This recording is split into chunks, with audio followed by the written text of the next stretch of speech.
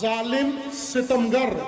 اس دور کے سب سے بڑے ظالم، سب سے بڑے ستمگر اور سب سے بڑے طاغوت اعظم اور شیطان بزرگ کے آشیانے کے ساتھ آج جمع ہوئے ہیں، سامنے جمع ہوئے ہیں، اور وہ سن رہے ہیں اور دیکھ رہے ہیں کہ انہوں نے اپنے گمان کے مطابق اسرائیل کو، صہیونیوں کو تحفظ دے کر اور انہیں مسلمانوں کے قتل عام کے لیے کھلا چھوڑ دیا ہے، اور مسلمان بے غیرتی دکھا کر خاموش بیٹھے رہیں گے۔ آپ کے پالتو حکمران اور آپ کے ننگے سیاستدان جنہیں آپ نے گندا اور ننگا کر دیا ہے، وہ اس قابل نہیں ہے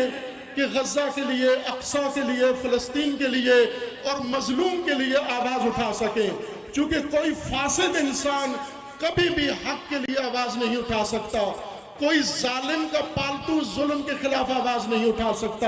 یہ کون آواز اٹھائے گا کہ جس کے ایک تو نطفہ حرام کا نہیں ہے اور دوسرا لقمہ حرام کا نہیں ہے، جن کے نطفے حرام کے ہیں اور جن کے لقمے حرام کے تم نے بنا دیے ہیں، وہ کسی ظلم پر نہیں بولتے بلکہ سر جھکا کے رہتے ہیں۔